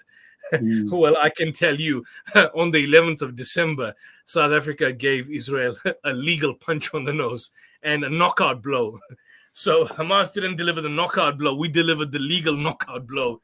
Inshallah, we'll see how far this goes. Me personally, I can't see the IDF winning the war. I really can't. No. It's gonna be their soldiers are ill-trained. They're young. They're immature. They've got no combat experience. No. They're naive. A lot of them are like TikTok. Kind of like people. Yeah, they like to post stuff. TikTok selfie posters. I mean, I see that all the time. It's shocking. Like a game for them. I don't think you see. They've never had this kind of conflict before. Hamas has drawn them in. So their own military leaders are saying that they've got no combat experience. Yeah. Oh, sorry about that. Go ahead, brother. No. This is what I said from day one, that Hamas's idea was to get into a proper ground war, like in Vietnam. What happened to the the Americans and other places around the world? Once you get into a guerrilla warfare, you are gonna struggle. If IDF never had aeroplanes and air power, they would never come close in winning the war. And this is the only difference right now. And of course, what's happening in the sea right now with the Houthis, and what's happened in Iraq with a couple of American soldiers dying, you can see the spread. And what baffles me, brothers and sisters, and our beloved guest Yusuf, is that how the Western governments try to blame everything onto the Middle Eastern countries, saying that they're the ones who started it. But in reality, why did you put your battleships in that location? To protect Israel, to protect the military, the armor, to coming into the ports. That's why you put you. If you didn't want to get involved in the war, why send your battleships there? Why send your boats there? It didn't make any sense for me. And people like George Galloway is very big here in the UK, and his shows are very beneficial. And he explains it, and he tells you. And Scott Ritter is another one. I don't know if you heard about Scott Ritter. He's yes, I know Scott Ritter, absolutely. Very, very good information. Where the UN weapons. In fact, I think about the Houthis. I mean, I listened particularly to the one for the discussion, and I urge people to listen. It's on the Katie Halper show. It was Norman Finkelstein and Craig Mukaiber. And Finkelstein I think Finkelstein made the point, and I was listening to that in this morning, that if there was anyone that he would give the Nobel Peace Prize to in relation to the conflict, he would give it to the Houthis. He sees the Houthis as freedom fighters, as people of resistance. And there was a phenomenal interview by a lady, and I hadn't seen her for a number of years. I used to see when I was much younger, there was a show on your program called The Big Questions by Nick Robertson. The name is Dr. Miriam Francois Serra. Dr. Miriam Francois. She was being interviewed on Sky News. I don't know if you've seen that interview, Brother Mohammed. And she totally demolished both the guests on the program. I'll send you the link where she's being questioned about the billions of dollars being lost as a result of the Houthis in some dinghies attacking. And she states that she apologizes for the Amazon gifts packs not coming on time. But in a time of genocide, you have the kind of moral audacity to question and raise that. And the Sky News host asked her, don't you think this is some kind of branding or positive branding of the Houthis? So her response was, well, then end the ceasefire if you want to stop the positive branding. I mean, it was such a phenomenal interview that it was only 3 minutes. They had to shut it down because she held them by the throat. And I highly recommend them viewing it. It's a pity I haven't seen her on the TV stations for a long time, but I believe she was at the Oxford Center for Islamic Studies, and she was quite a regular on some of the programs like The Big Question and in debates that I've seen in the past. I hadn't seen her. So Brother Ismail, final question from me, and I really want you to be honest with this. What do you think the outcome will be for the IDF? Do you think they'll prolong the war? Because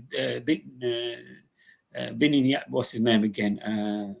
The Prime Minister, he knows that once the war is over, he's going to be basically kicked out or possibly sent to jail. Do you think he'll prolong the war or expand the war to different countries so he has more time to rule?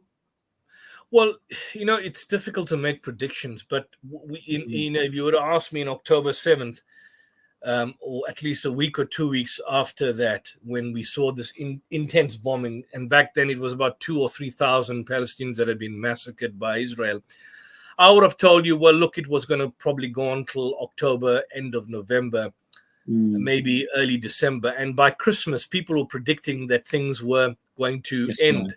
That's what a lot of commentators were saying, that, look, things were going to ease out. But then we realized that on Christmas Eve, there were massacres taking place, like the bombing of that refugee camp, not the Jabalia refugee camp. There was another refugee camp. There's so many refugee camps that are being bombed, but in this particular one, Israel made the claim that they made a mistake.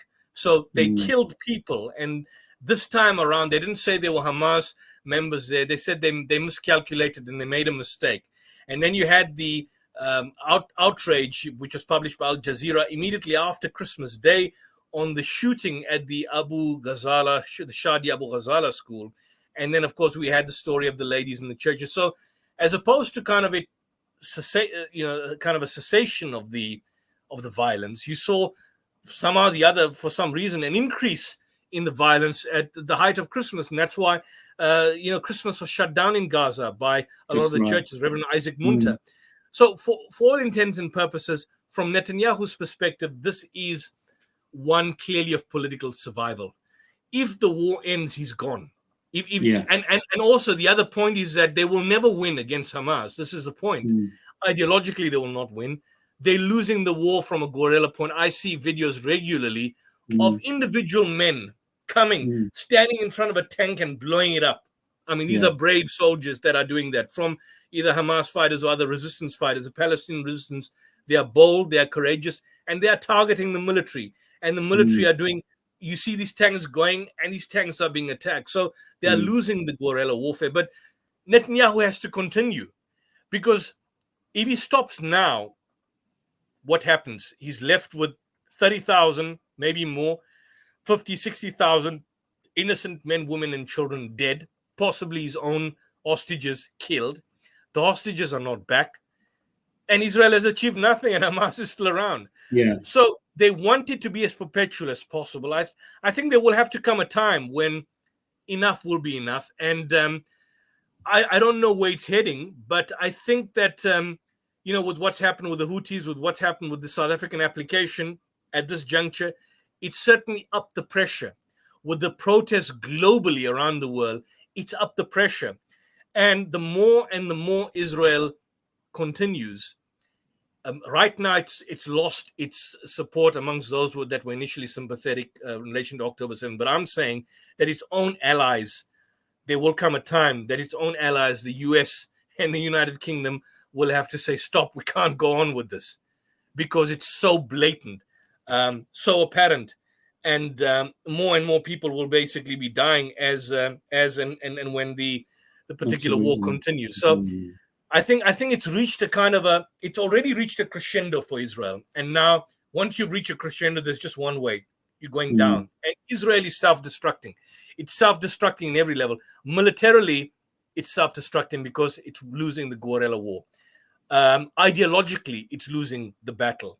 From a public relations point of view, Israel has become its own biggest public relations disaster. I mean, look at it at every level.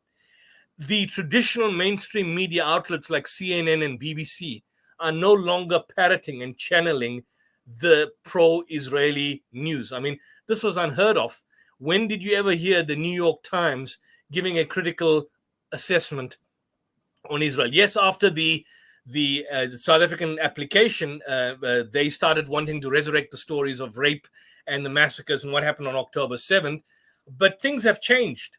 I really believe things have changed. And in the global world opinion, Israel will never be the same. The IPCI, the Islamic Propagation Center, during the height of Ahmadiyya, he wrote a phenomenal book. I don't have it in front of me. It was called Arabs and Israel: Conflict and Conciliation. But with that I remember the book. Yeah, he gave, and he circulated it en masse in London. He had a fantastic brother. I don't know if he's ever still around. Brother Shamshad Khan from Birmingham. He ran a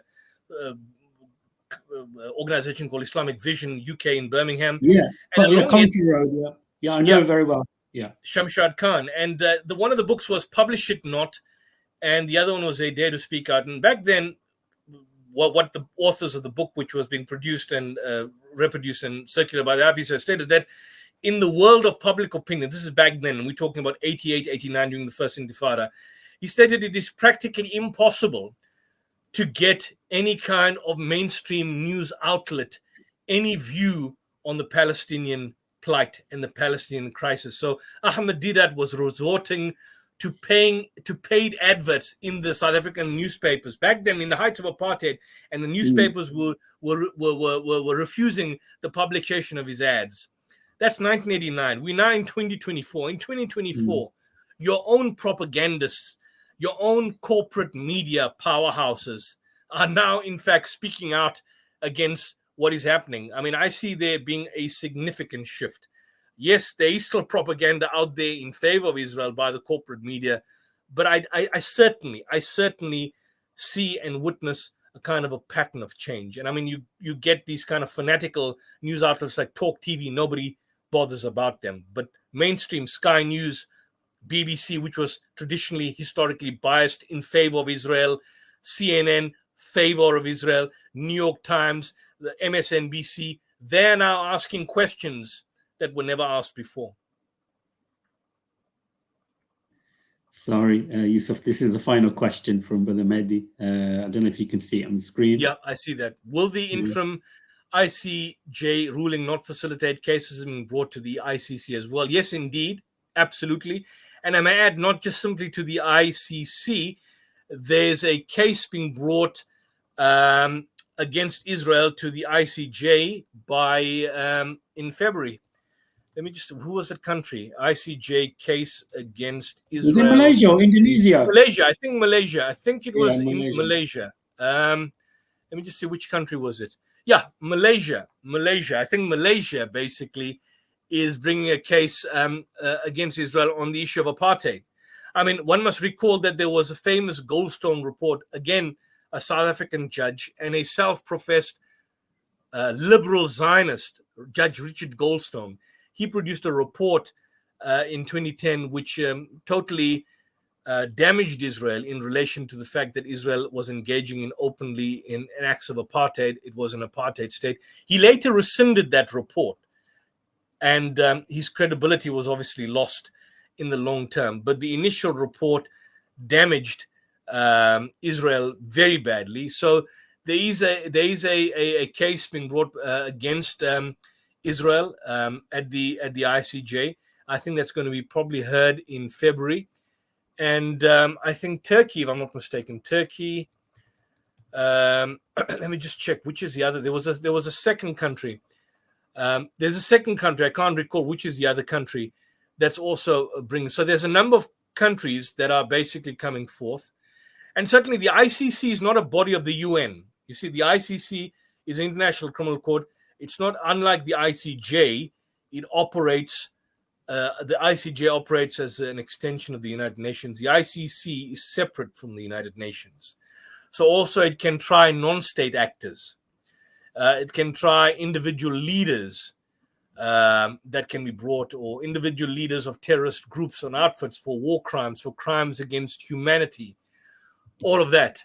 So this is the situation. So there's certainly more going to be coming out, and essentially this is the end all for Israel. They're going to be facing the pressure. Yeah, definitely. We've got like a Christian backstage. I think he wants to ask some questions, but it's going over the 2-hour mark. So maybe, it's been a long day for both of us here. So next time we have an earlier time period, then possibly we could accommodate him. Yeah, hopefully we can do something this weekend, maybe Saturday or something like that. Maybe we can have a follow-up where we can have like an open. Sorry, go on, Yusuf. Yeah, sure. We can have a follow-up this Saturday or this weekend. Let's see how things pan out. Yeah, I really want to get some of these Christians, and I want to get their mindset. I think, they love the Jews so much is due to the fact that, of course, they believe that their God was a Jew. So they've got to somehow have some type of affection and empathy for the Jewish people. And I just find it, even though they spit at you, kick you, push you around, but you still want to hug them and kiss them. Is this like turn the other cheek? Come on, guys. It's just like, subhanallah. It's really worrying. Brother Yusuf, I'm sorry about that little monologue. No, that's fine. That's fine. It's just the fact that a lot of these Christian, evangelical Christian support for Zionism, for Israel, is because of the fact that it's a herald leading up to Armageddon, which they all want, which is a bloody war. What Christian Zionism is, believe in the second coming of Christ. Jesus, the Prince of Peace. Ain't Jesus the Prince of Peace? But all you want is war and destruction. Wake up, guys! It's just like you see what they believe is that the return of the Jewish people to its biblical homeland in Israel will be a fulfillment of biblical prophecy, and is necessary for Jesus to come and return to earth, and then the Armageddon. But what they don't also tell you is that Jesus, when he comes, will be killing his enemies, which would mean those Jews that reject him will be murdered and massacred. So is that not anti-Semitic? He would even kill the Christians, because they will say to me, we did this in your name. We did it for you.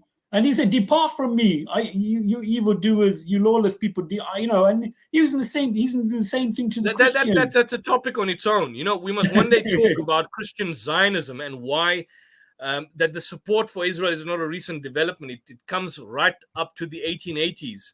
There's a person called William Heckler. He formed a committee of Christian Zionists in the 1800s, and he helped move Russian Jewish refugees to Palestine after a series of pogroms. He wrote a book called I think it's the Restoration of the Jews to Palestine, not to Israel, to Palestine, because there was no Israel as a nation. The Restoration of the Jews to Palestine according to the prophets. I haven't read the entire book. I'm going to ask my brother Shafia Chowdhury, the one who's from the UK that always sends me libraries and libraries of material to get a copy of that. But that's a topic on its own. Why the Christian fanatics baselessly support Israel? It's something that we need to look at and certainly consider and remove the cobwebs. Yeah, we'll do that, inshallah, pretty soon. So it has been nearly 2 hours now. I really appreciate your time. There is a time difference between UK and South Africa. I think it's 2 hours. It's 11 o'clock now, 11 o'clock at night. Yeah, so, okay, well, maybe next time we'd like to talk about the deity of Christ. Yeah, if you want to leave your email backstage, and I can contact you via email, servant of Christ, leave your email and I'll get back to you. That'll be great. So brothers and sisters, thank you for watching. Brother Yusuf, thank you for your time.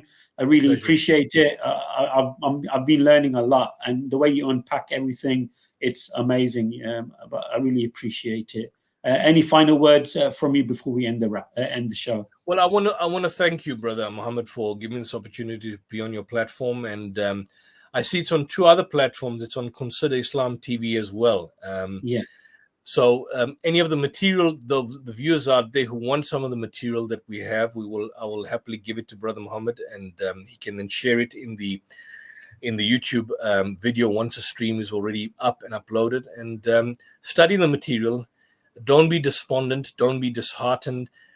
We should not let Israel spin this recent judgment as a victory. It's not a victory for them. It's a loss for them.